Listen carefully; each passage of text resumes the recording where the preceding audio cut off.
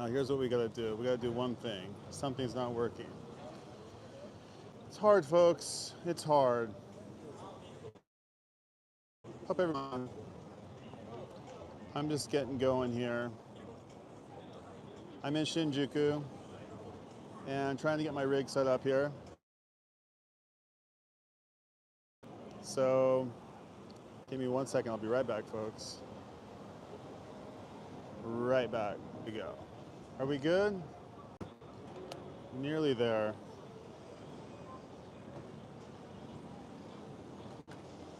Okay. Hey there. I'm in Shinjuku looking for record store bags.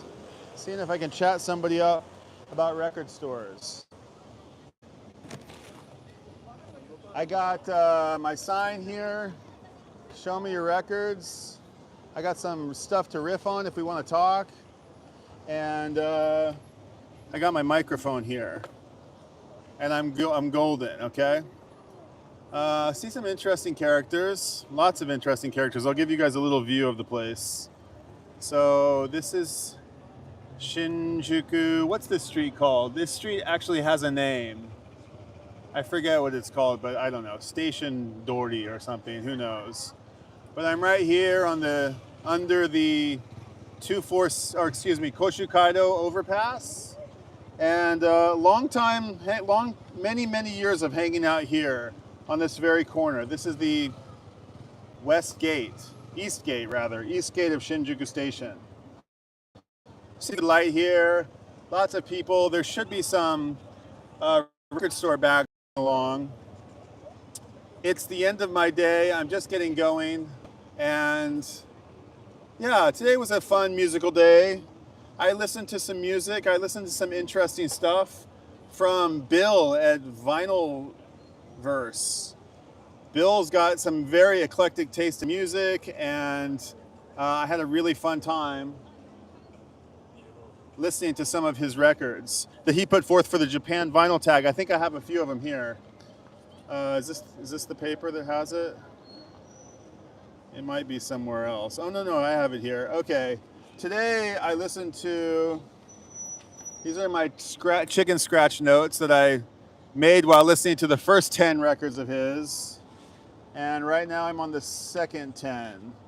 And right now today I listened to some G-rock, some German rock. Somebody else told me the names of what else I could call German rock. What else can I call krautrock, which I admitted on a stream this morning that krautrock doesn't sit too well with me, I think. It just sounds a bit, apparently it's no longer offensive. I don't know who decided it wasn't offensive anymore, but I propose that we start calling it something else, or has somebody else, surely somebody, and somebody pointed out to me that Berlin School of Design, maybe Berlin School is a genre that's sometimes krautrock is called, but I listened to Popol Vuh, which was a very interesting record. I listened to Klaus Schulze, Dune from 1979.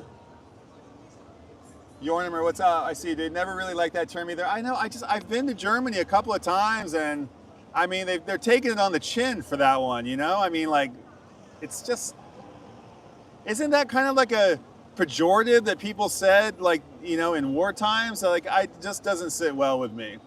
And like the GIs who got the spoils of war and who brought all those like motorcycles and cameras and watches back, and they, you know, the booty, the bounty that they got, they often refer to it in this sort of, I don't know, it just doesn't sit well with me. And to just like, anyway, there was somebody else offered up a couple of other names that we use for this genre of music. And I have to burn them to memory. They're not quite burned to memory yet. And I also listened to Steve Hackett, who, I'm going to talk about Steve Hackett a little bit later at some point, but Steve Hackett from Genesis and beyond was like on my radar a little bit, but that was a fun listen to today. I listened to the Tokyo tapes. He played with like members from Yes, King Crimson, Zappa and the Mothers, And oh my God, they played In the Court of the Crimson King. They played Yes Tunes. It was like a really hot show. And then I listened to Suzanne Kiani, the modular synthesizer prodigy, or what do we call her? Genius, you know, who's kind of on my radar, but not super on my radar. I just saw Michael Rother from Noi, Early Kraftwerk Live a few weeks back. Wonderful. Awesome show. Sounds very cool. Peter McCartney in the house. Vinyl Records of Brilliance. Peter, I think I may have called you Paul in a recent comment, and it's the next comment that I need to reply to, and forgive me for that, but I'm very happy. Sometimes like making mistakes is like a happy little accident, and maybe you won't forget it. You know, I always try to think of like accidents as opportunities to learn. So sorry about that. Yeah, if it's any consolation, Brian with an I often gets spelled as B-R-A-I-N. I've just come to accept that brain is the way that, and it actually in like Japanese phonetic alphabet, Brian, it actually kind of makes more sense to spell it Brian than it does to Brian. So no harm. Well, oh, there goes a disc union bag. I see one that just walked past. I may not get I have a feeling, I thought I was going to get here early, and this could be another strikeout, but it's okay. I've been thinking a lot about,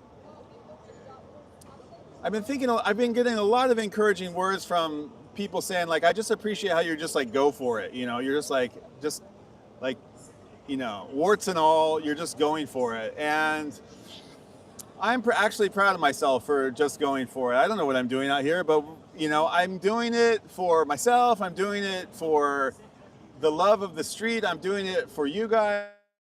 I'm doing it for the people who I meet, and I'm doing it like, I don't know, to make the world a little smaller. That's part of, I don't know, I'd say that's part of my like kind of core MO. And I had a little epiphany this week, kind of. It's gonna sound really silly, but I did have a little epiphany. Like the tree behind you. Yes, this is, are these could be sakura trees. They very well, I think they are. I think they are sakura trees. They definitely are. So these are probably big pink popcorn puffs when it's cherry blossom time. If you've never been to Japan and you have the opportunity to come, I highly, highly recommend coming at cherry blossom season. It is the best time to be in Japan. The weather's usually wonderful, and it's just a really, really fun time to come. I think I found a little spot to hang my sign. Show me your records. Let's see if we can get anybody. Okay, so my little epiphany that I'm gonna riff on today, give me a second. I got kind of like, it's that time of the year where it's like the hair, it's like, can you survive the rest of the summer with this much hair and then you can have long hair for the winter? Or do you get it cut now? Because this is you're at the final stretch, you know?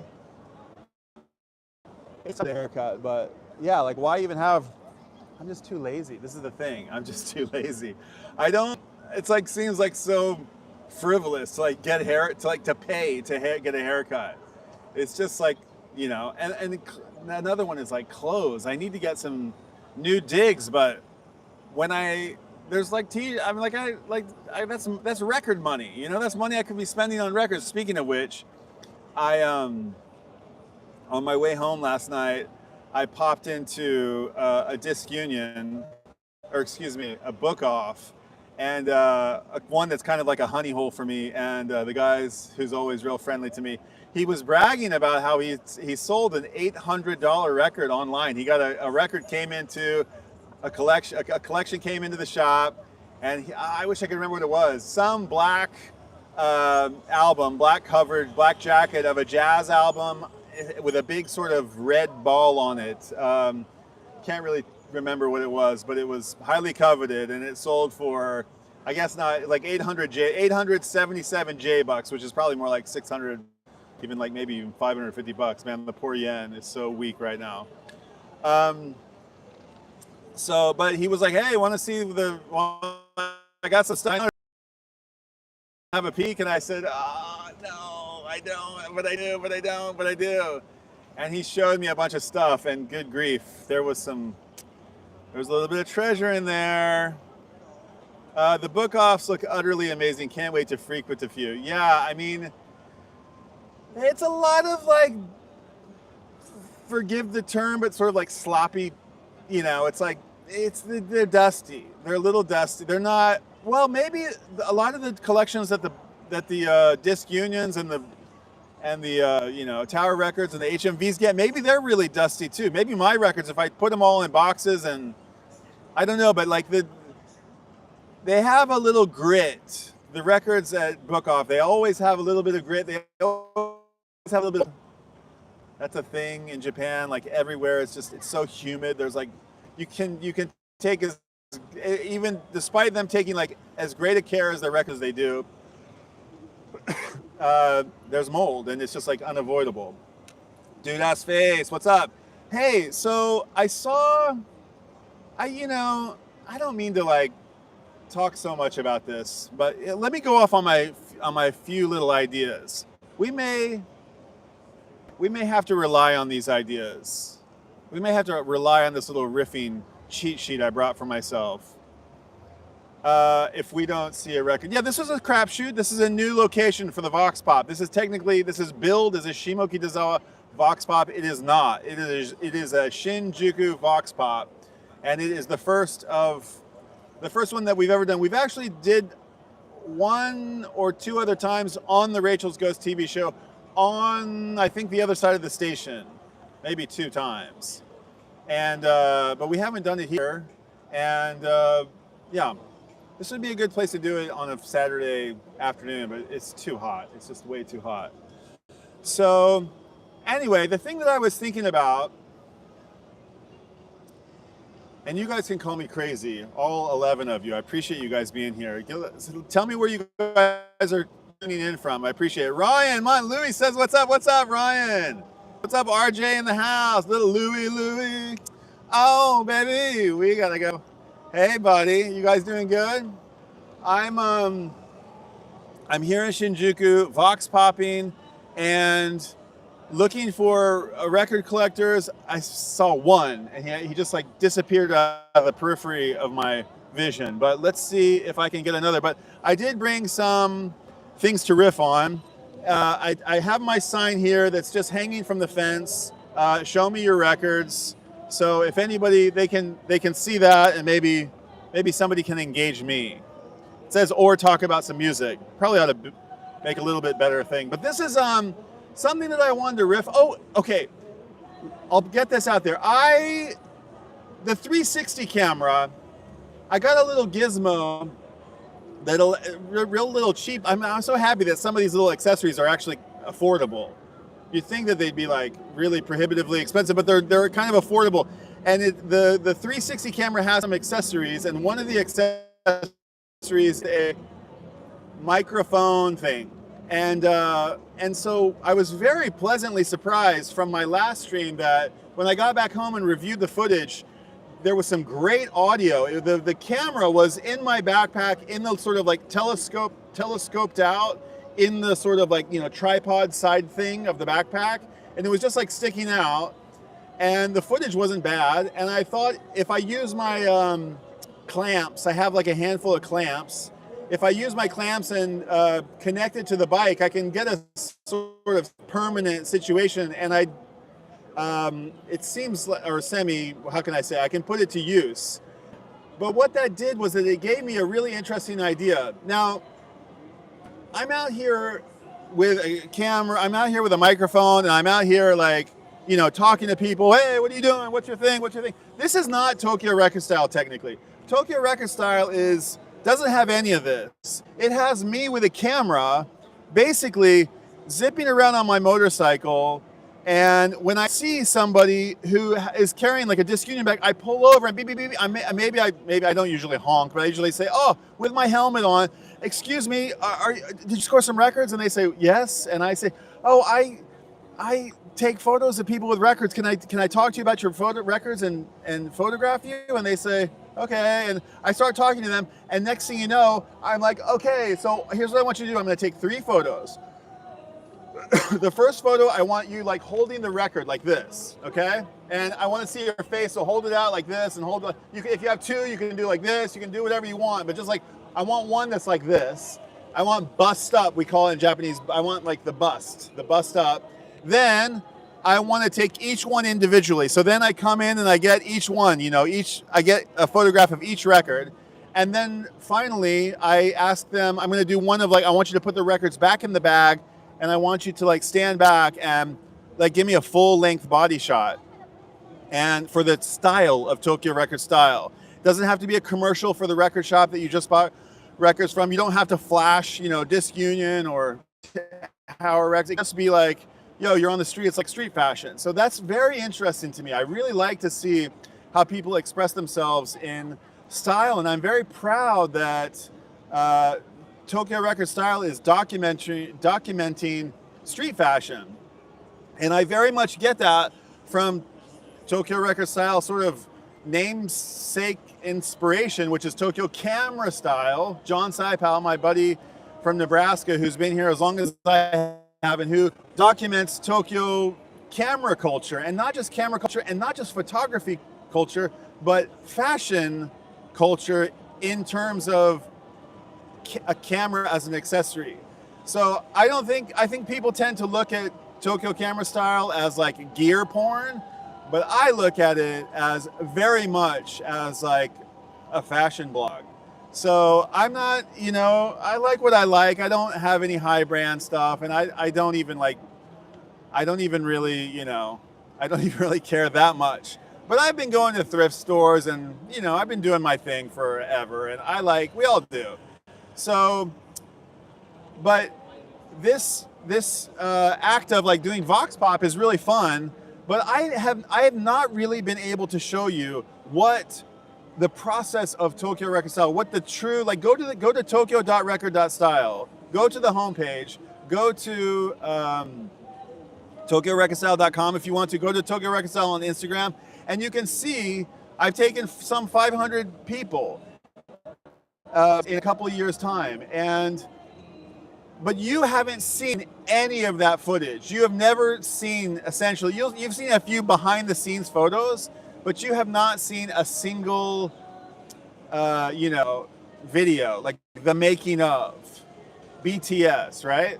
So what I'm gonna try to do, and I think it's possible, is that I'm gonna stick my 360 camera in the back pocket. Oh, dude, bless your heart, Peter, with a super chat, man. Bless your heart. Thank you so much. And Peter, I want to talk about this super chat thing. Thank you so much. It really means the world to me. It really, really does. I'm getting closer to my stickers. I'm going to get my sticker on here. I've been thinking about, oh, I ordered the yellow one. I got the yellow one of these. I ordered it. 1,600 yen, like 12 bucks. And it's round, and I got to figure out how to, I'm moving forward on it. Thank you so much. I'm really excited to actually talk about this, because just hang on to that. I'm going to come circle on this super chat thing. But I'm going to stick my 3D60 camera in my backpack. Oh, here comes some, that's CDs. I don't think that's, we could try. Sumimasen. Did you get, Kyo no sumimasen? She's a little intimidated, I can tell. Little woman, big furry gaijin, a little bit of oil and water. I understand. But I'm gonna have like a Boba Fett, you know, antenna sticking out of my backpack with a 360 camera on it that you can control. And I'm gonna forego the Vox Pop element of it, Vox Pop-ish of it, through the lens of the 3D camera. But I'm gonna do Tokyo Record Style. I'm gonna do it, and you can see it, and the 3D camera will allow me to do that. So I'm very, very excited about that. Big, furry, and loud American. Yes, exactly, Zeb. I am a little obnoxiously loud. Yes, I admit it, I am. Am I hot on the microphone, or is the microphone okay? Am I too hot? I might be. So that's really exciting. I've got a new template for how to do the, until I can have my own background music. What movie was that? That was like I'm Gonna Get You Sucker or something? What was the movie? It might have been like Naked Gun, where they're like, who are these guys? And they're like, that's my theme music, you know? I want to have my own theme music. Wouldn't that be ridiculous? Wasn't that I'm Gonna Get You Sucker? What was the one with Chris Rock that was like, fuck the cup, pour it in my hand for a dime? That one. I think that was it.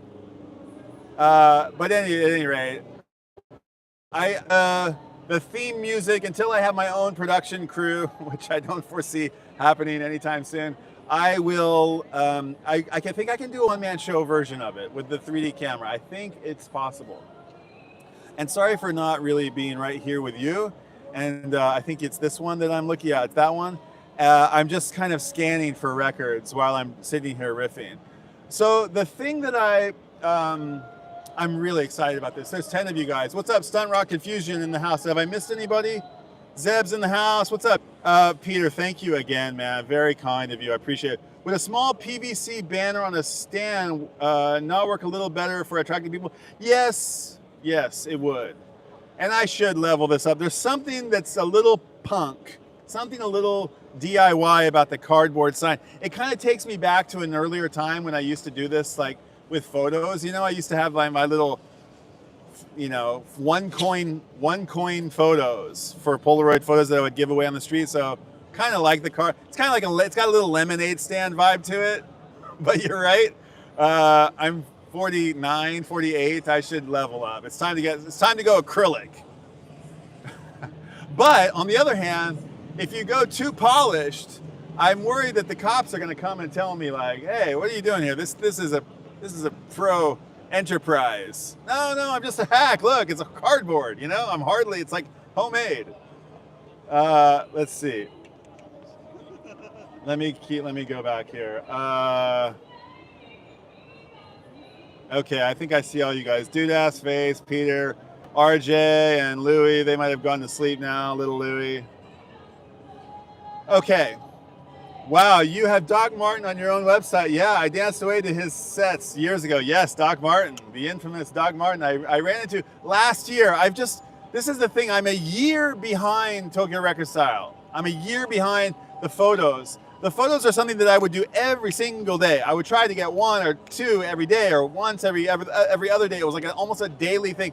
As soon as the YouTube thing took over, I have been walking around with this heavy feeling of guilt that I'm not paying attention to my true calling, which is doing this photo series that I really, really love. But I love this part too, and I wish I could do it full time. I mean, I love my job, but I also wish that I could do this full time. There's some performers back here, some buskers. So maybe we have some background music if you can catch them. Okay, so the thing that I wanted to riff on today was some counterintuitive notions, some notions of counterintuition in Japan. And I got a long list of things to riff on here, and maybe they won't take that long, but I want to get somewhere because the epiphany that I had this week centers around this notion of counterintuition. And I never hear it in that syntax, counterintuition. But so I got on. I was thinking, okay, this is counterintuitive. This is something that it doesn't make sense from an outside perspective until you're here, and then you stop and think about it, and you're like, oh, it does make sense. I'll give you an example.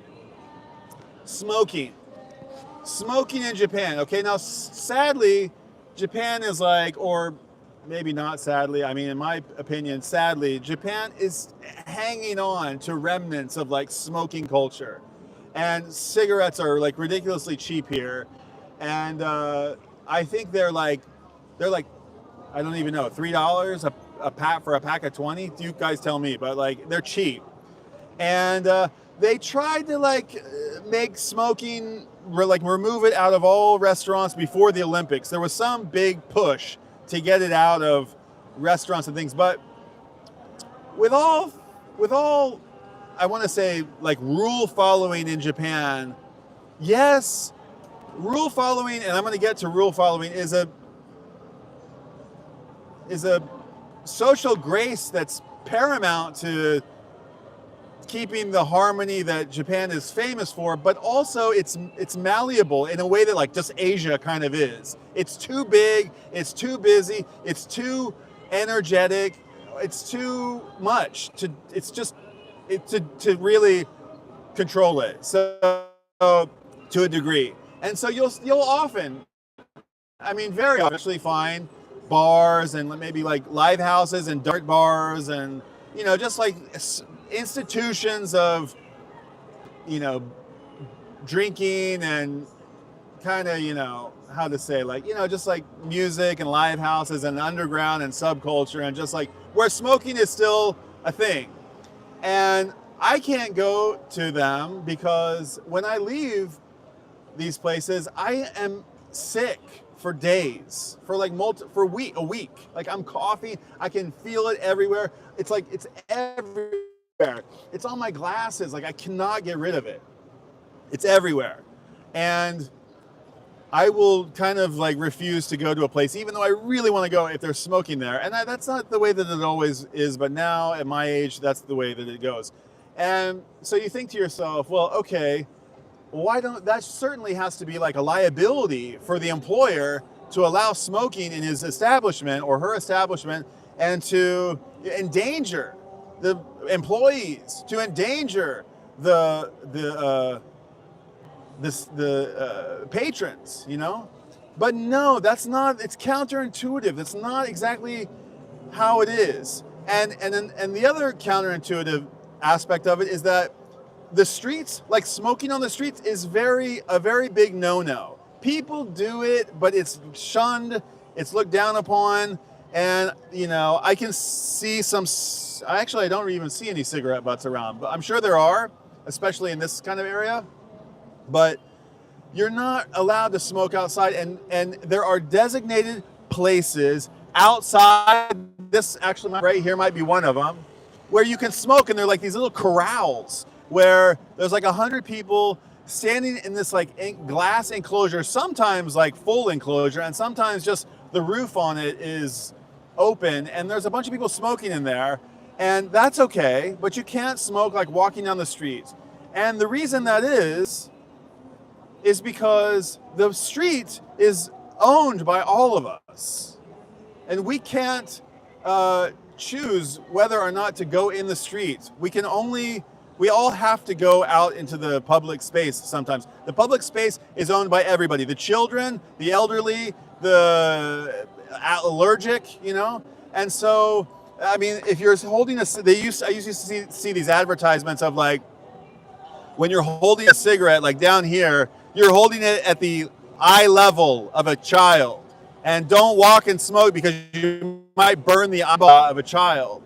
And so back home, it's like everybody can smoke outside because it evaporates into the air, but it doesn't. You know, if you stop and think about it, like you have the choice to go to patron a business or not. You don't have the choice to go out into the public street. So even though it makes sense if you stop and think about it, it's counterintuitive. And that's just like one of a gajillion examples. I hope I articulated that clearly. Photo Weenie in the house. What's up, dude? Nice to see you here. Photo Weenie, very happy to see you here. Peter McCartney says, the price of cigarettes here in UK is £15 for 20, and there's no smoking in any establishments at all. They keep pushing the price up, but people still buy them. Yep, it's crazy. I don't smoke, by the way. I mean, you know, I didn't smoke. I had a little episode where I was like, well, if you can't beat them, join them. You know, I had a little chapter about like that. I never was like I enjoyed rolling. I enjoyed that thing. I enjoyed the rolling. I did have a phase where I went through that. There was something about like living in a Volkswagen bus, having your little rollies, and you know how it goes. But like Marlboros and Camels, and like maybe in high school there was like a short summer where that was a thing. But Thank God, you know. So that's a counterintuitive thing, and I've got a bunch more of these counterintuitive things that I want to talk about. 15 quid is the price of a 12-inch EP, says Stunty. Exactly. Like you can, I know it's like an enormous waste of money, in my opinion. I mean, I don't want to. I mean, I'm also sober for 8 or 9 years now, and I don't know how much money I've saved by curtailing my alcohol consumption, but it's got to be it's probably a big number. So I've got some things that are counterintuitive, and one of them is going to come all the way back to this very live stream and you very people that I'm talking to right now. And you may think, I have a feeling you'll laugh at me, but I'm going to say it anyway because I think I feel this way. But so I went to I went to chat today and I said like, hey, what are some things in Japan that are like, you know, what are some counterintuitive aspects of Japan? Things that Westerners don't really, are like shocking to Westerners, but they're actually make sense when you stop and think about them. So Stunty says here also about cigarettes. They all say that the first cigarette is disgusting. So if I just want to try it out, but I know it's going to be disgusting, why even try? Counterintuitive. Yeah, there you go. I can't see any record. I think we maybe missed the window. Yeah, 8:30. All the record stores that were right here that we had the potential to meet they're closed. Tower's open until 10, but they're not coming this way. So anyway, might be another strikeout. I'm just going to rattle off some of them because I do want to get to this one. So harmony over truth is one of them. In the West, we think honesty is seen as a universal virtue, telling it like it is. This is admired, but in Japan, preserving the harmony, preserving the wa, the circle, the wa, the circular, flowing, harmonious energy that's going around the wa, trumps all truth. So saying something diplomatically or not at all, which I'm getting to, saying something diplomatically or not at all is considered kinder and more responsible. A white lie or vagueness may actually be the more moral choice if it avoids conflict. And truth can be destructive if wielded carelessly. Harmony might sometimes be more valuable than radical honesty. So I think that one's kind of like, this is the first one, harmony over truth. I definitely see this everywhere in Japan, and this has definitely rubbed off on me. And I think I actually, I grew up in a big family where there were 7 of us, and like cooperation was paramount to like harmony in the house. And so I don't know if that like made me more inclined to like want to be here, or if it was like that was something that I immediately recognized. I doubt it, but I can't help but like a lot of these things are like, oh, this is like I grew up with this. This is the way that this is my baseline, you know.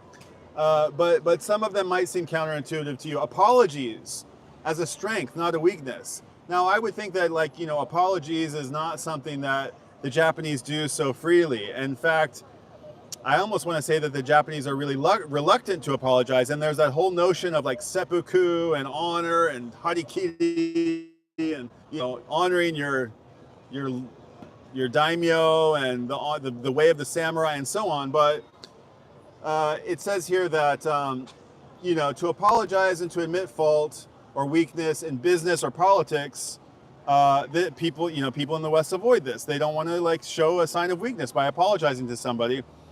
And a Japanese counterpoint might be that apologizing is about empathy and responsibility towards the group. A CEO may apologize for a subordinate's mistake, even if he personally did nothing wrong. So, and then another one is like, what's the other one? You know, like apologizing, you know, even when you're not wrong. Like this is something that's actually very natural to me. I'm going to get to these comments here in a second. But again, like living in a big house and with lots of siblings, you know, even when it wasn't necessarily me or one of my siblings who started the fight, my parents insisted that, you know, okay, now you apologize. Well, I didn't do anything. Yeah, but he apologized, now you apologize. But I didn't, why do I have to apologize? I didn't do anything. Because the situation's all screwed up. To clear the air, okay? Be gracious, okay? Just neutralize the situation. He apologize for the fact that he has to apologize to you. Okay, fine, I'm sorry too. I'm sorry, give a hug. Okay, it's clear. We've cleared the air. I grew up this way. I'm not gonna say like I'm particularly good at it, but I almost wonder if my apologies are so easy and forthcoming that like they're like somewhat insincere. I try to feel them. I try to say the words from the bottom of my heart, and I feel like what that is. Where is the bottom of my heart? I try to like I search for that contrition. Does it make me a psychopath if I don't actually have it? I do. I do have it, but and then like some people just they won't apologize. I don't have any. I don't have trouble apologizing, and I also don't have like not entirely sure I've got my head around this, but I don't necessarily I don't mind changing my mind. I was about to say like I don't mind being wrong. I do mind being wrong. I don't want to be wrong, but I think keeping an open mind is very much a strength. And I see people just like holding these dogmas that I'm just like, oh God, it's such a bad, you know, here we go. You guys tell me how I'm wrong about this.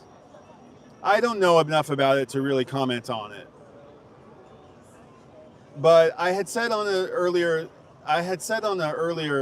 bit of the stream that I like the word krautrock never really sat well with me because it just seems like derogatory. And even if it's not, and it's, oh, get over it, don't be so whoa. I'm like, okay, fine, all right. If we all agree that it's fine, and I guess we have, then it is fine. And this one's going to ruffle some feathers, I'm sure. But Roger Waters.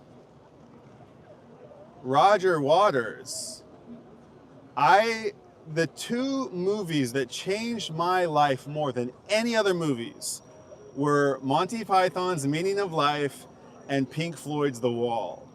I was 12 or 13 years old when I saw The Wall, and I was probably like in that week of learning about World War II and Hitler and the Nazis and the Jews.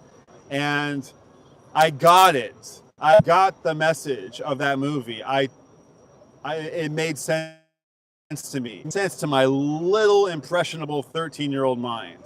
And it blew me away, and like I never kind of saw the world the same again.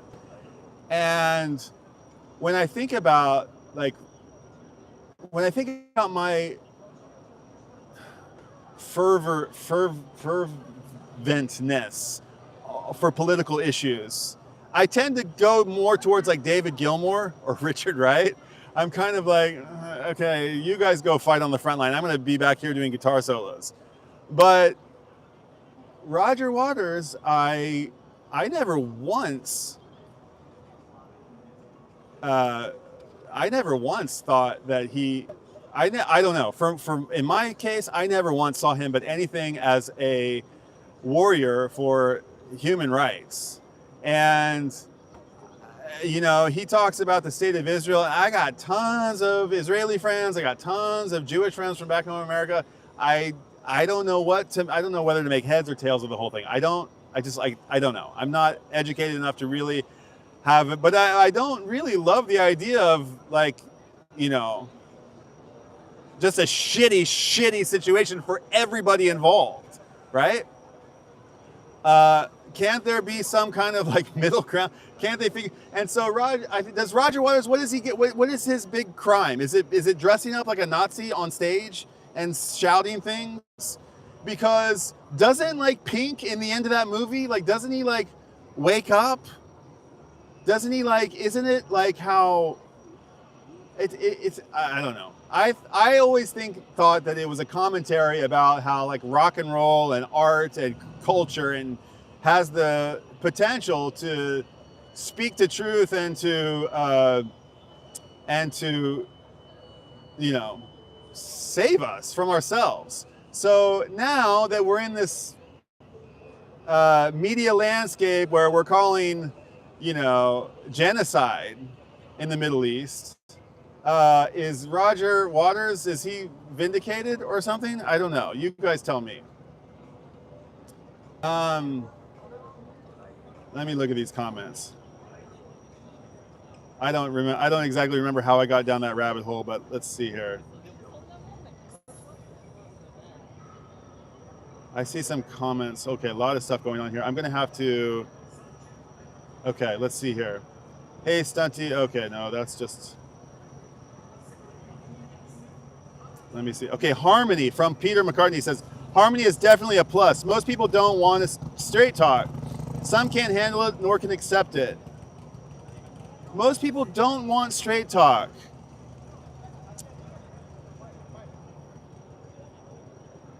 I almost, yeah. I think like it's part of like the harmony thing has to do with like saving face and like, yeah, just like, yeah, keeping, you know, everybody chilled out. And not like sedated or not, what's the word? Like what's the word I'm looking for? I'm spacing it. You know the word. Subservient. But, you know, just to keep things mellow. Keep it chill. Keep everybody like calm and continuing like some normal discourse. I had some dancers behind me, Yordimer. I didn't notice that. Zeb's apologizing on behalf of the entire human race. Roger Waters' politics are much better than his music. I fucking love Roger Waters' voice. I love the two of them together. I love the whole band. But everybody, whoever wants to throw shade at Roger Waters' voice, I'm a big Roger Waters fan. I fucking love his voice. And I love his music too. I apologize for the heart on my bottom. I apologize for the heart of my bottom. Oh, from the heart of my bottom. Did I say that? Did I say that? Okay. I apologize on behalf. Okay. Oh no. Are there pumping aliases here? I hope not. I hope everybody's playing nice. You have to. I think when you guys tell me, but I think when you come into my stream, either the first time or every time, you have to click a little button that says, hey, play nice. And if you don't play nice, then you get one strike and you're out. Here comes records. Tower Records, maybe. We got one. Let's see. He's going the other way. It's not actually, I think it's just a Tower Records bag with like a sweater in it or something.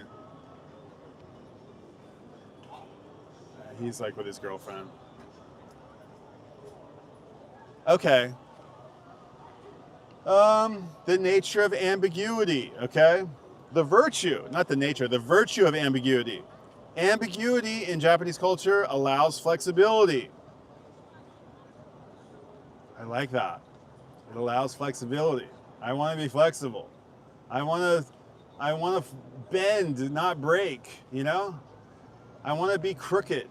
I want to like, you know, I don't mind being crooked. They won't cut they don't cut down the crooked trees. Clarity and directness are prized. Contracts and communication should be explicit in Western culture, and in Japanese culture, ambiguity allows flexibility, interpretation, and saves face for all involved. Instead of like no, we're not doing that. It's always like a, yeah, not a bad idea. Chotto ne, dousho kana, what should we do? And that allows the person who suggested that terrible idea to you know, okay, it was an idea. It got acknowledged, but maybe it wasn't, you know, maybe it wasn't that great. But I still have face, you know. Ambiguity is not sloppy. It says here, it's strategic, social lubrication. Okay, I got to go faster. Okay, group before individual. Let me just read off some of the highlights that I've written here. Subsuming one's ego is virtuous. Standing out too much can be selfish in Japanese culture.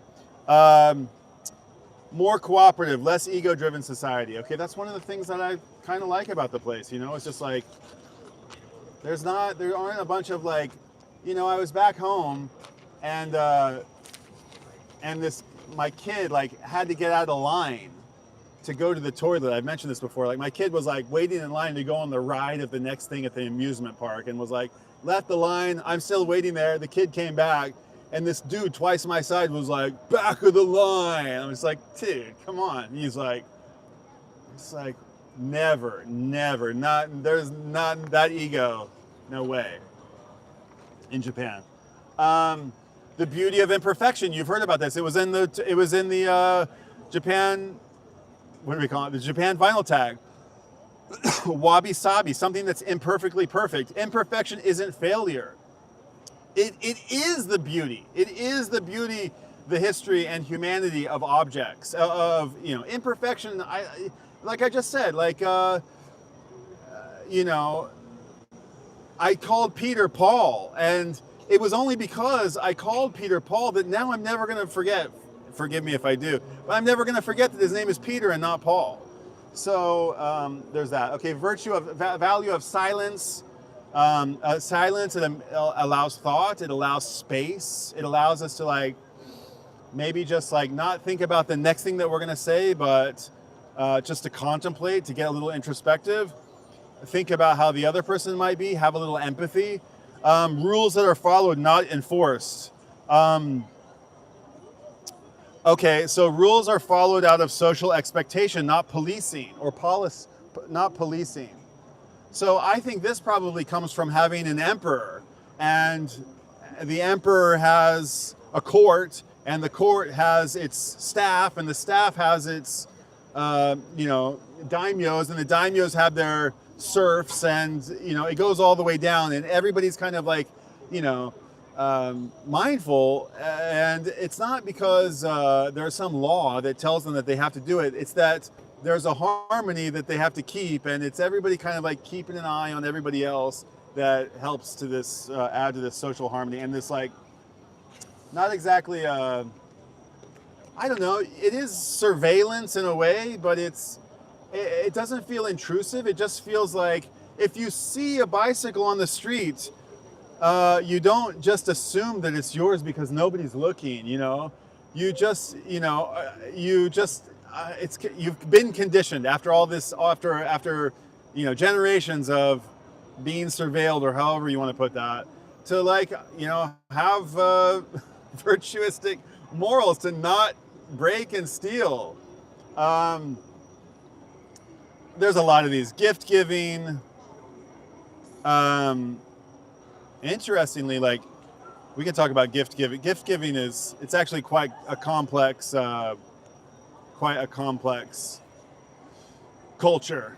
I've talked about it before, but it's just when you think you have like gift giving and souvenir giving like figured out, it's infinitely more complicated than you might imagine. And where sometimes we give gifts in the West as a altruistically, but also as a show of our generosity. In Japan, gifts aren't necessarily given for generosity, but they're given for social order. You know, when you go to somebody's house, it's like it's not really an act of generosity. It's like it's the way that you do things to make a nice society, to make a nice culture. So it's a social grace more than it is an act of generosity. I mean, there's a bunch of them. Politeness that looks like coldness, I'll just gloss over them. The customer is always right sort of situation. When you, I won't even go into these. Slurping, you know, a couple of these like manner type deals, taking your shoes off. Wearing masks, like we all learned about that one. In Japan, they've been wearing masks long before mask wearing was a thing, right? And you always looked at Japanese wearing masks and you always thought, oh, look, they're germophiles, or germaphobes rather. And they're like, you know, they're scared of everything, and they're like weak, and they're like, you know, that was the impression that when you see Japanese with masks on, or they're so private. No, they don't want anybody to see them.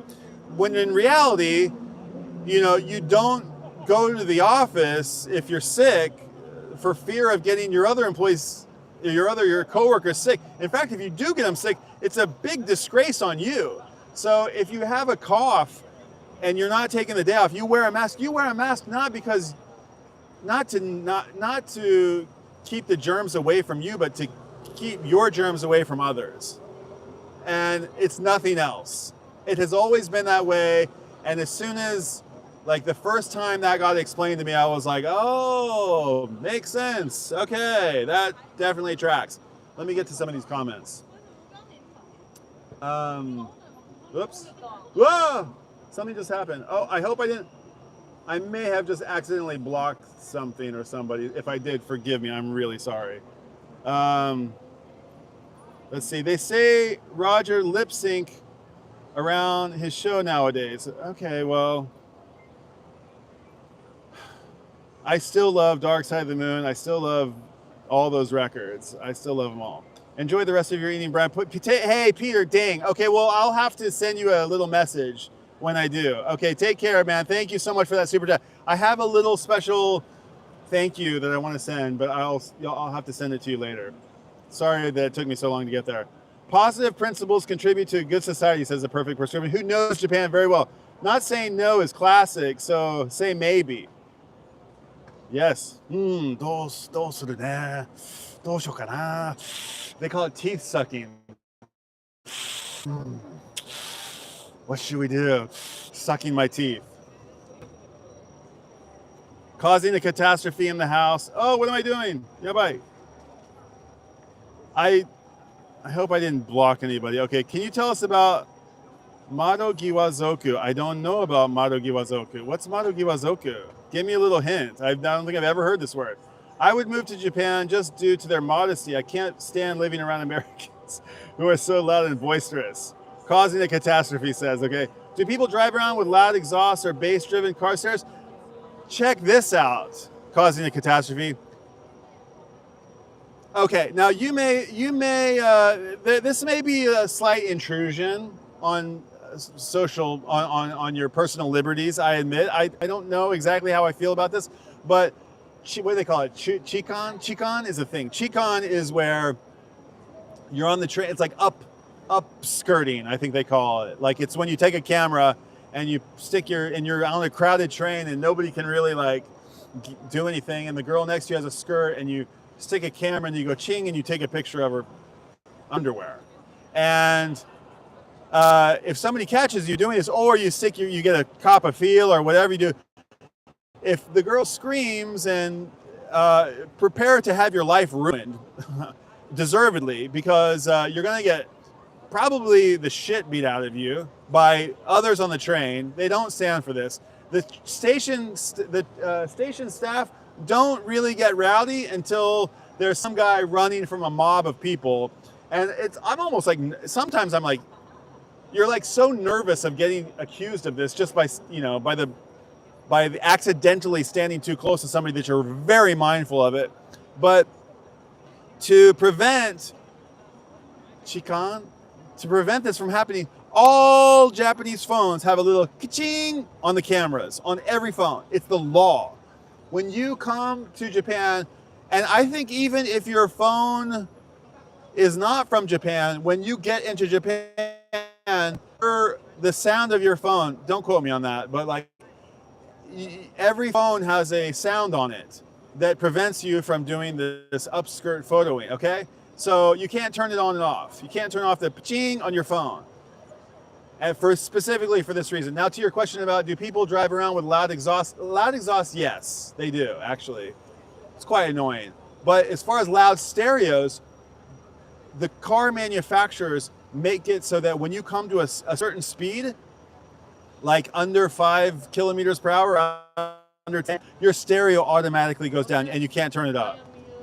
You have to, you surrender to the programming of the car software. It automatically turns down, and you hit it, you try to turn it up and it won't turn up. And it's specifically made so that when you pull up next to an intersection, you're not blasting the people in the next lane with your loud music. Isn't that crazy?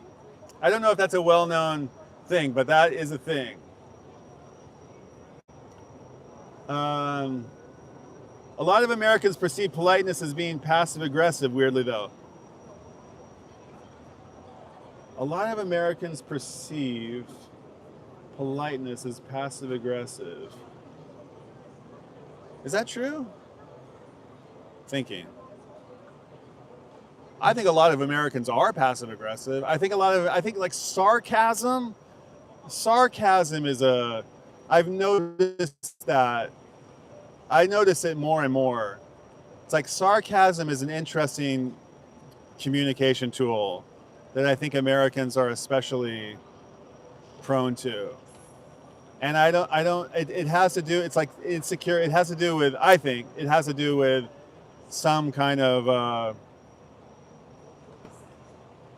I don't know what it is, but it has something, sarcasm, it's a defense mechanism for something. And it's like, I feel like it's more, like people didn't used to be so sarcastic.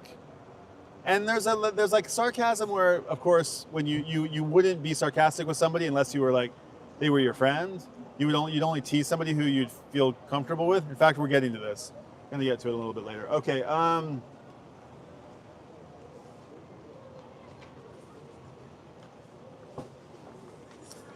Okay, I think I basically rattled all the ones that I wanted to off, but there's a couple more I wanted to say about my own. Okay, this is going to be a little bit hard to say, but counterintuition. Photography.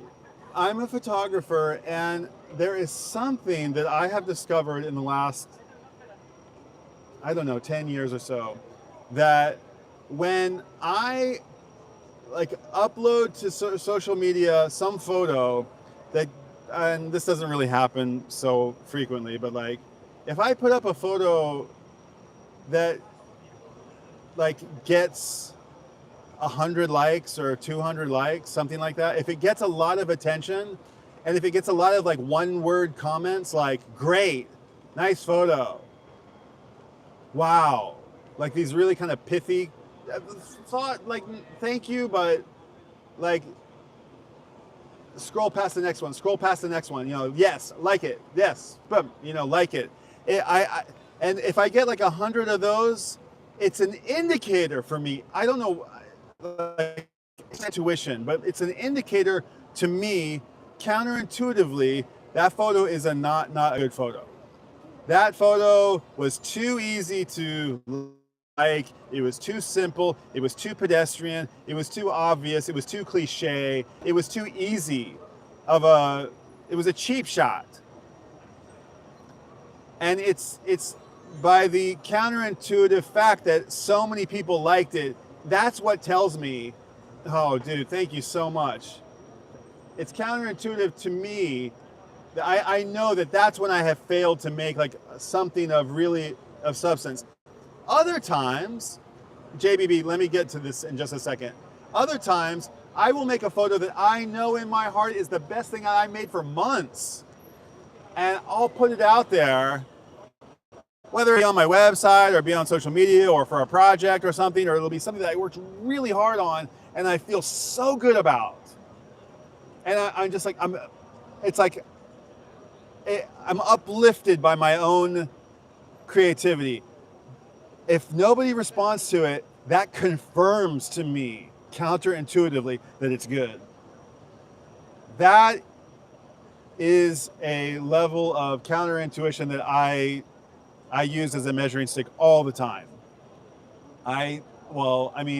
When those chances arise, I find myself saying, aha, there it is again. It's a pattern that I always recognize. Oh, I thought that was the good one. Oh, it is a good one. I think it's good. That's what makes it good, is that it speaks to me and it's personal. And oh, okay. And sometimes I kind of like, I forget it momentarily.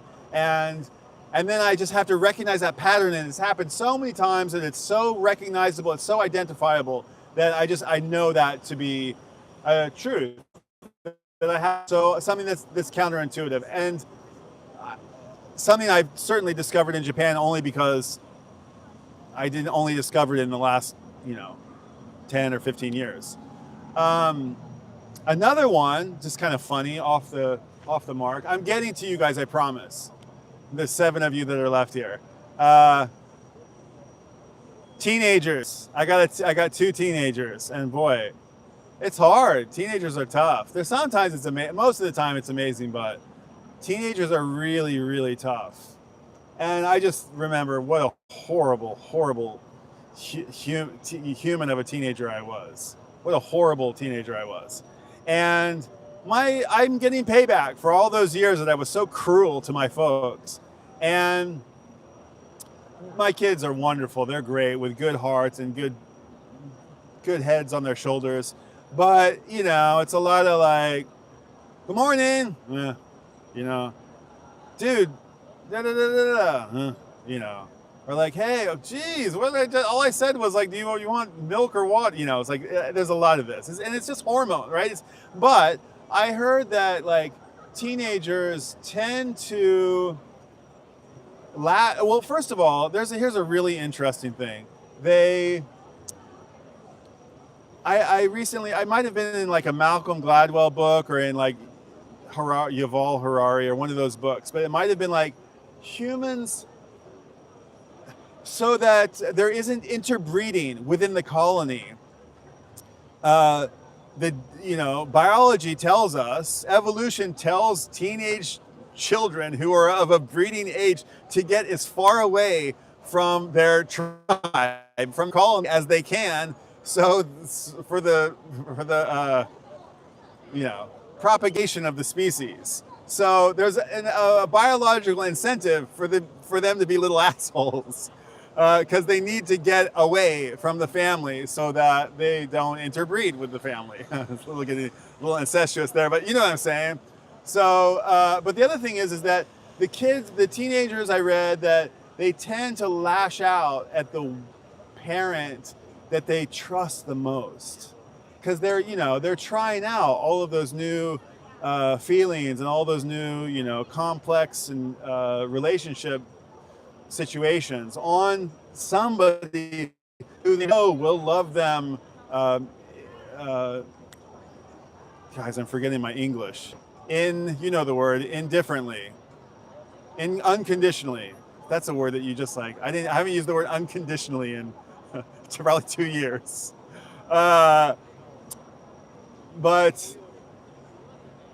yeah, counterintuitive, slightly counterintuitive. The kids are like, what? My kid hates me. She loves her mother. She loves her father. She hates the other one. No, it's that they're testing out the waters because they know that you're the one that's like, you're the one that's they feel most safe with. Okay, finally, I'm coming to this live stream and this Tokyo record style like world of people who are here.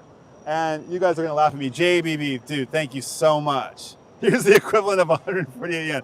Sounds much more impressive than $5. No, dude. $5 is like 1,000 yen, dude. It's raining on me, dude. Thank you so much. Raining yens on me. Thank you so much. It's very, very kind. I'm really grateful, and I'll tell you why I'm really grateful. Dude ass face here says, I will say when I visited Tokyo, there was a very personal way that some people in public behaved towards me. I felt like everyone was staring at me because they were. A strange feeling. Yes, I'm not going to say that isn't a thing. It is a thing.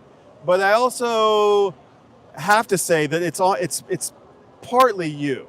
You're extra perceptive of that. You're especially attuned to that. You are so different. And yes, you are unique. And yes, it is a homogenous society. And yes, we are, I don't even know what the number is, 1%, 5% of the population. There's not that many of us non-Japanese people living here. But I know I had those feelings, and they go away. They definitely go away. And it feels good for them to go away. And you realize, oh, it was a lot of that was me along the way. So it's definitely some perception. But here's the thing, and this is gonna hurt for some. And I'm sorry, but I'm also not sorry. I am really, the thing that I am really, that's counterintuitive is that this crew of people who keep coming back to these live streams and who keep, you know, throwing $5 at me and who leave me these really wonderful, thoughtful comments that uplift me. And the fact that there are, and again, like somebody's gonna, I'll just say it, like the fact that there's so few of us here, it confirms to me that this is like the best crew. It's the most awesome crew here. And I'll tell you the reason why. It's because here we don't talk shit about others. We don't, you know, bring people down. I won't stand for it, and I don't like it, and I don't want to contribute to it, and I don't want to be like, I don't even want to be near it. I don't like the act of tearing other people down. And I probably, I'm very, very guilty of it. I'm not some perfect person who doesn't talk shit about others, but I've learned from living here for a very long time, when the conversation gets to be talking shit about somebody else, the Japanese will often be like, yeah, could be, not sure what to make of that.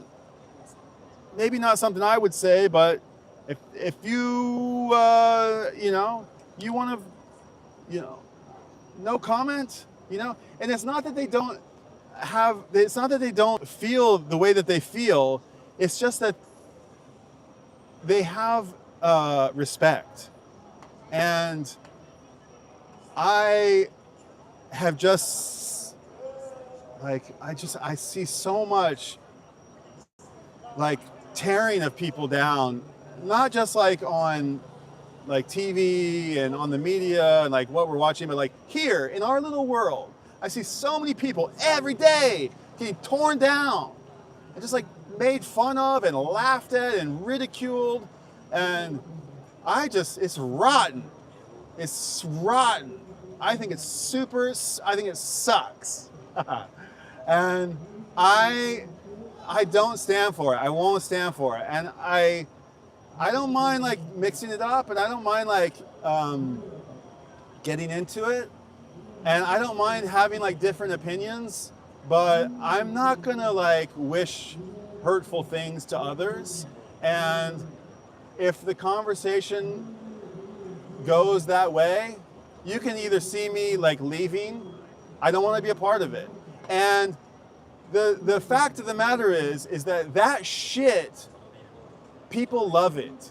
People love to watch that shit. It's so addictive, and I'm guilty of it too. I can't turn away. I try to. It's so hard. I'm not going to say that I'm like, I can't, you know, I watch it too. But I tell myself, why am I watching this? I don't want to watch this. I don't want to watch this. And like, look how many impressions are being made. Look how many missed opportunities there are. How many missed chances there could have been to like build shit up, to talk about music, to like, you know, find the things that bring us together.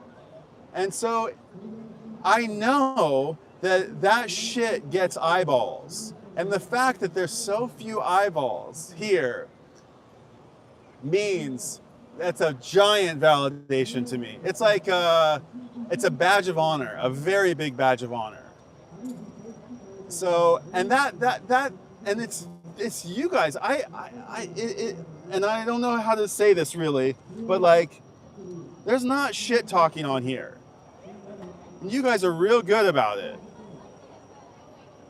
Oh, one. Okay, anyway, I said my little piece. It's counterintuitive. There's nobody here. Tokyorecordstyle's channel must suck. I don't deny that it does. I don't deny that like listening to me might be like, I've been told I'm painful to watch. I've been told I have to unsubscribe from you. I can't, it's too painful for me to watch. Okay, that's fine. But I'm very happy that I feel like those of us who are coming around, and it's not like I'm, in Life of Brian sitting up here on my little, it's not like that. It's just that I really want to be, I really want to try to inspire good vibes as best I can. And that's not to say like, that's just what I feel. That's what I want to do. That's how I feel. So counterintuitive. You would think that like, you don't have any. I definitely have, but like, just because there's, not hundreds of people or thousands of people or tens of people hanging out here, it's not actually discouraging. It's actually like encouraging. It's a validation. That means that I'm not, there's not some salacious, bad vibes going on here. And if that's boring, and if that's the cost, if the cost of being,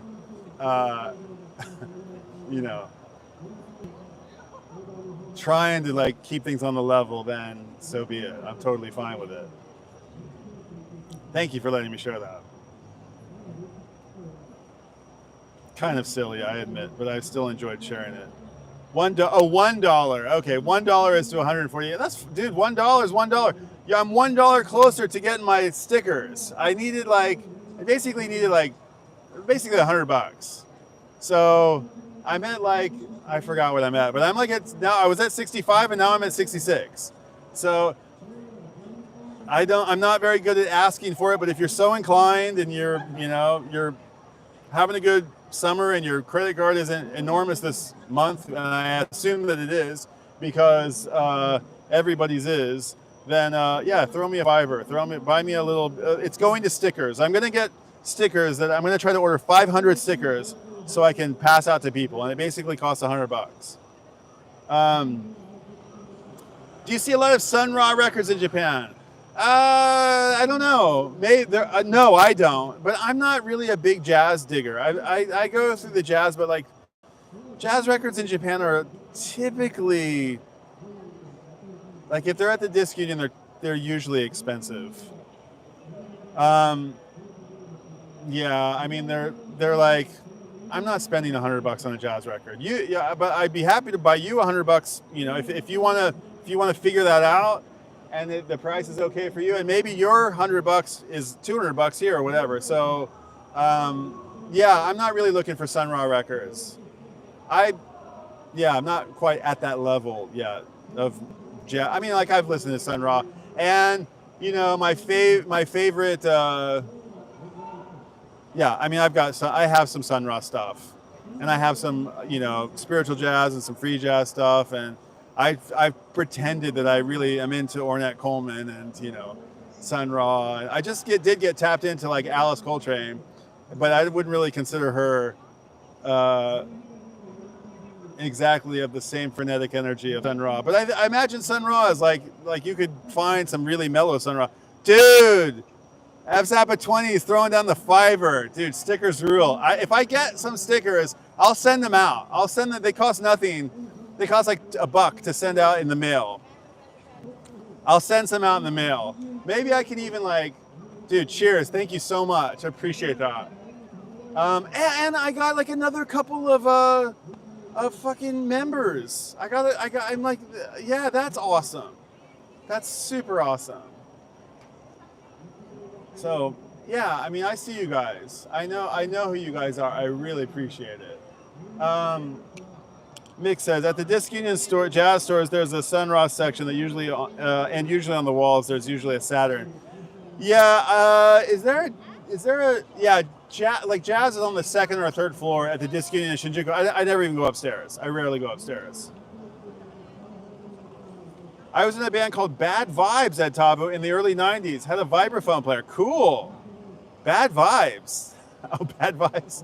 That's okay. I'm into bands called Bad Vibes. That's okay. What was so bad vibes about you guys? Yeah, I would rather. I admit, I'd probably rather go see the bad vibes than go see the good vibes. It's the truth. Um, I like these streams because it feels like a hangout. Dude, FZappa20, man, your streams feel like a hangout too. The only thing I lament about your streams is that they're never long enough. I always want to hang out longer. Although I do really love it when you like, no, you hang up, no, you hang up, no, you hang up. And you like, I do it too. I love it when you're like, all right, I'm out of here. Boom, I'll see you guys on the next one. Then like 5 minutes later, you're like, yo, I'm out of here. Like, I love how you're like, sometimes you just hang out. I appreciate that. Guys, FZappa20 is kind of a legendary dude. You guys go follow FZappa20. If you want to, like, FZappa20 is like the ESPN recap of fish shows. It's very entertaining. And he's got like a whole special lingo, but it's like old school. It's like real old school with like markers, and it's almost like a cross between like a coach, you know, at halftime with like, all right, we're gonna run up the center, and then we're gonna go, and you go over here, and we'll go wide, and then we're gonna. It's like a basketball huddle, essentially. It feels like, and a sort of an ESPN recap at the same time. Real fun, real fun. A lot of stage presence, a lot of character, a lot of charisma, a lot of character. Great channel, FZappa20, and he's got a big following. He's like fish famous. He can't go to shows without people being like, oh shit, it's FZappa20. I actually got an interesting mail. Somebody invited me to be a part of something. Somebody reached out to me for a coffee. I did, and maybe I don't know if I hope they're not watching right now, but they reached out to me for a coffee, and I was like, oh, interesting new person wants to have a coffee. What are you doing? And I'm like, oh, it looks like an interesting person. I dive a little bit deeper into their world, and they're surrounded by luminaries, some of whom I know personally. And I'm like, what are they doing calling me? I'm just a schmo. So let's see what that's about. I don't know. Okay, well, Shinjuku was a bust. But it was fun. I got to talk about my counterintuition. Yeah, bad is good and good is bad. Down is up and up is down. And yeah, just because, you know, strong and wrong, as we say on Ridiculous. Strong and wrong, loud and proud. I'm gonna see if I can there's no records people coming around, but I'm just gonna see if I can. These gals look cool.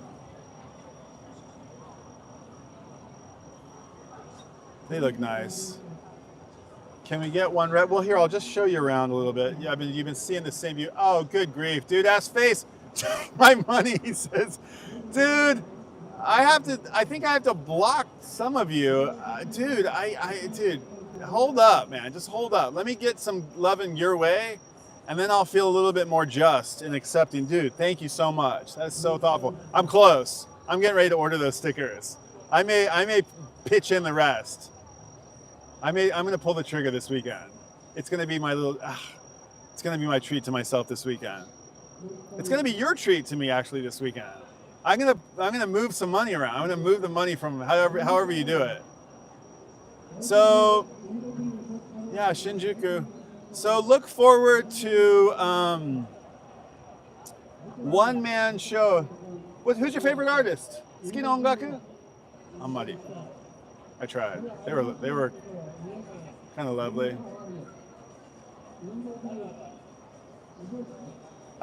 Look forward to seeing like the 360 camera be put to interesting use.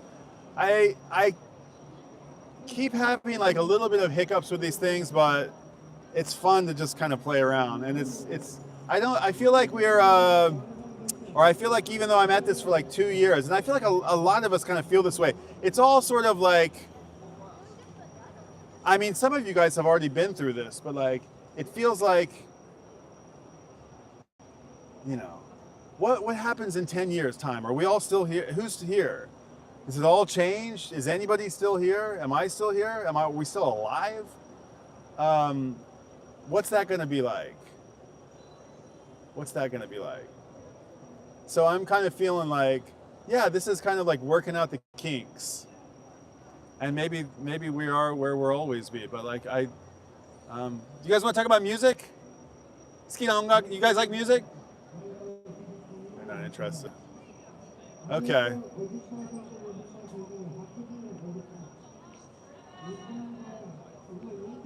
Well, I kind of feel like I'm shooting myself in the foot a little bit by not staking out right outside the record stores.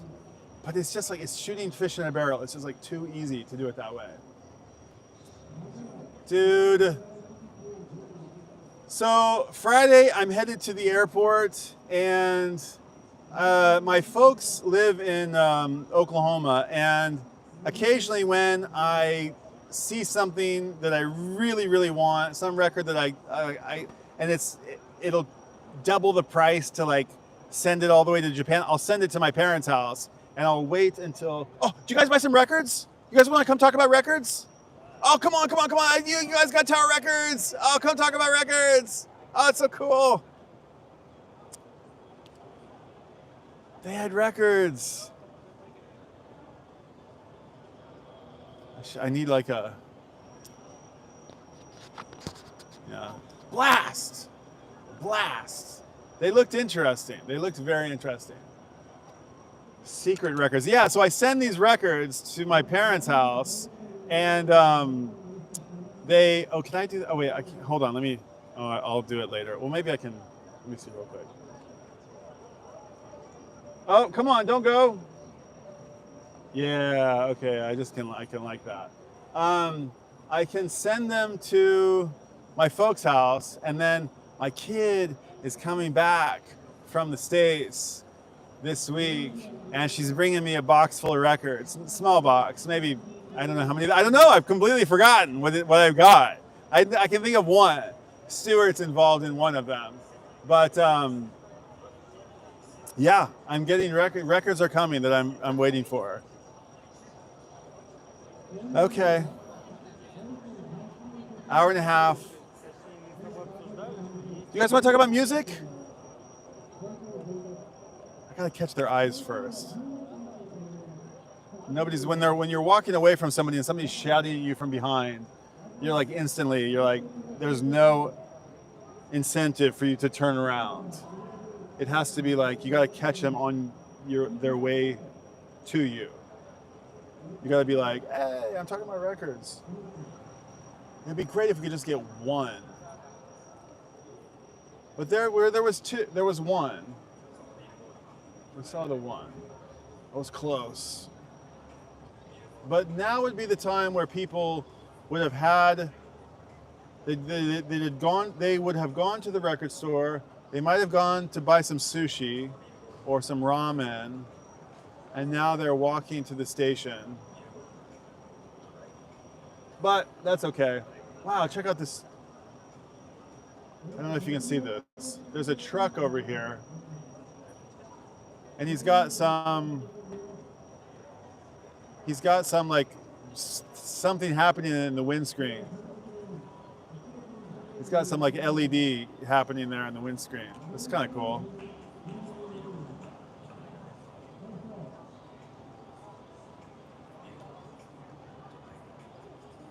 Nice light. Shinjuku.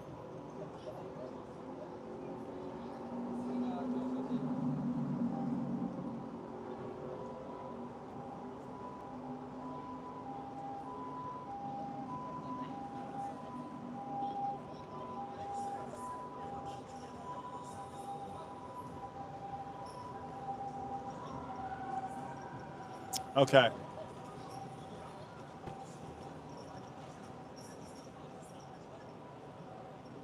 The taxis.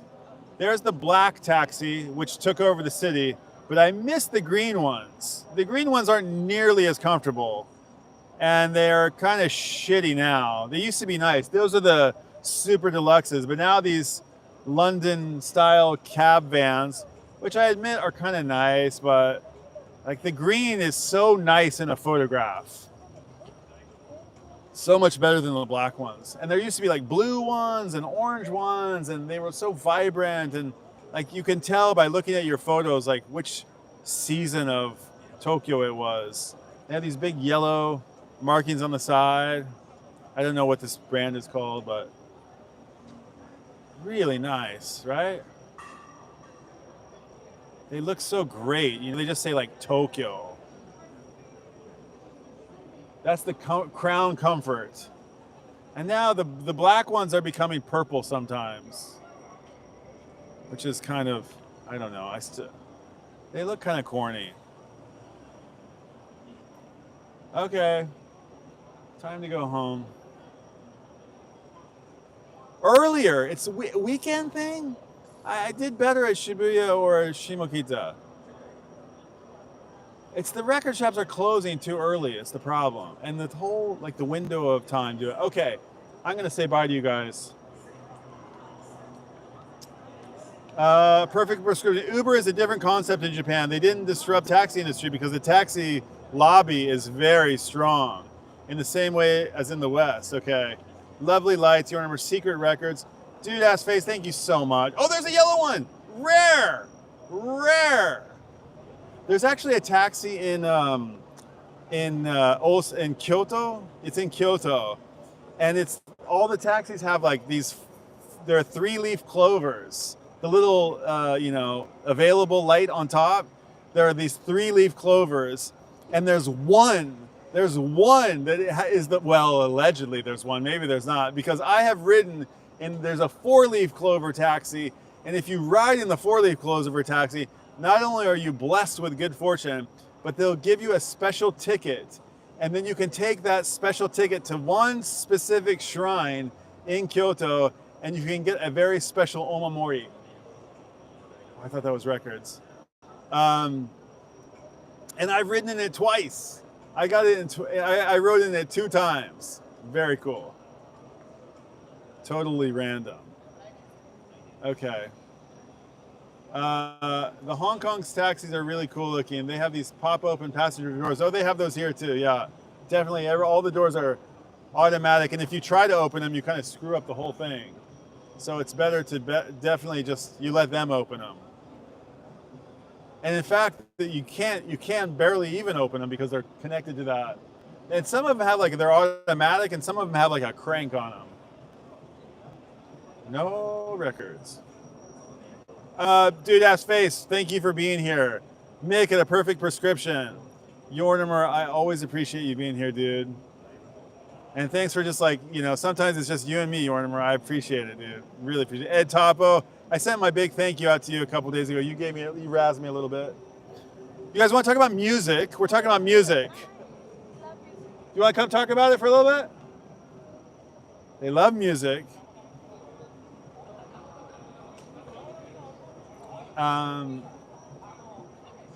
Dude ass face with the $9.99er. Dude, take my money. Thank you so much. F Zappa was in the house, dude. That's a validation to have F Zappa on your radar. To be on his radar. I keep saying that wrong. James Farley, I didn't say what's up to you. What's up, dude? Sun Ra Records. F Zappa with the $5, dude. Stickers real. Appreciate you, dude. Perfect Prescription. Zeb was in the house. Appreciate you being here. JBB. That was what I wanted to get to, is that like, thank you. No, I mean it though. Thank you. It's like, I think I donated just $1 to Raging Tomato the first time I even knew that you could like do that. I saw like a prompt that came up on my screen that said like,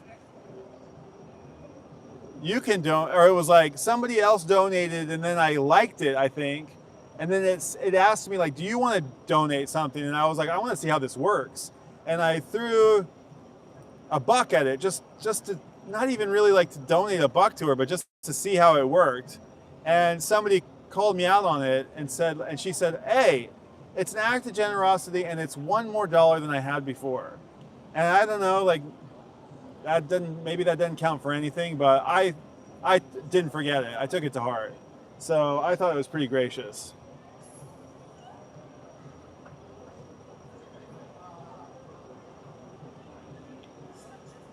So JBB, thank you, dude. Oh, Oh, JBB threw a fiver at me. No, dude, you did throw a fiver at me. Dude, thank you. And a buck? Okay, sorry, but that's so nice. Really, really appreciate it. Interesting point if you think Guitar Wolf or Keiji Hiano.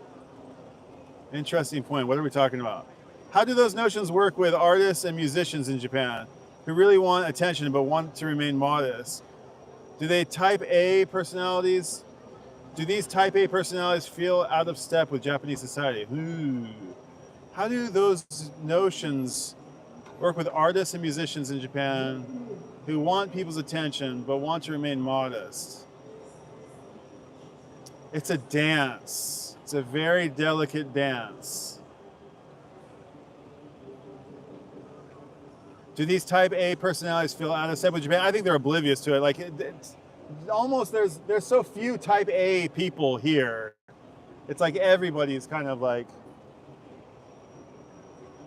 everybody's pretty, again, like not subservient, or what's the word I'm looking for? I was trying to look for that other word, but,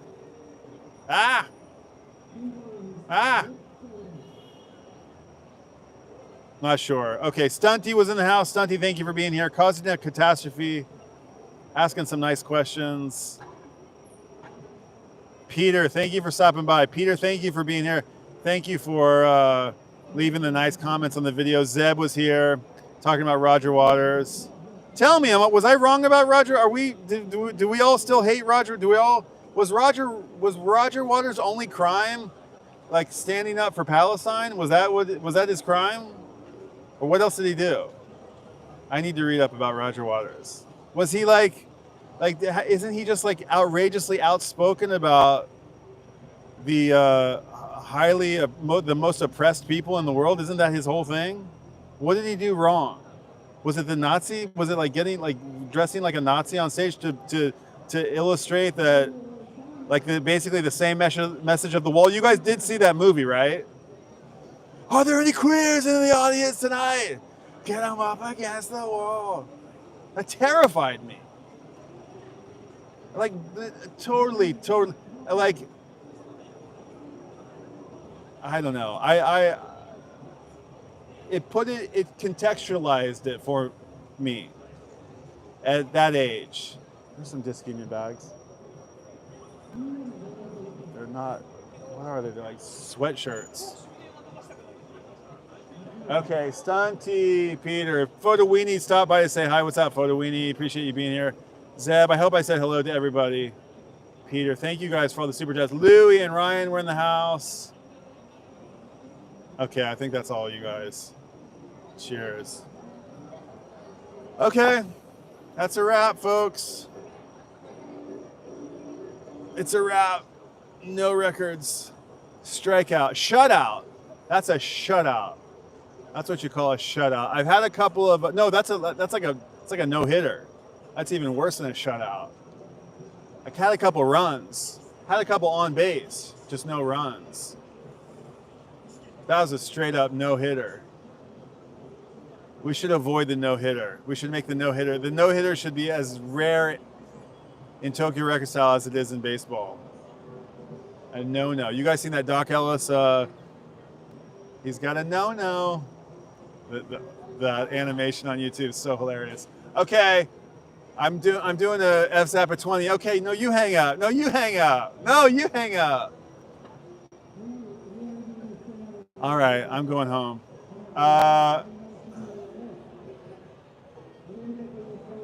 Thanks for hanging out, guys. Appreciate it. James, I still think the balloon animal idea is a good one. I think it is too, James. I think it is too. Boom, F720. It takes a few tries to say goodbye. Boom. Yeah, I agree. I want to get one record collector in here. F720, are you a record collector? Let us know on a future stream. We want to know what your music collect. Do you use all your ducats to get to shows, or do you buy music too? I want to know. Inquiring minds want to know. All right. See you guys on the next one. Thanks for hanging out. Really appreciate it. Really mean it. Really from the heart of my bottom. I really appreciate it. Okay. See you guys next time. Bye. Oh, this is the thing. For whatever fucking reason, it won't turn off. It won't turn off. So anticlimactic.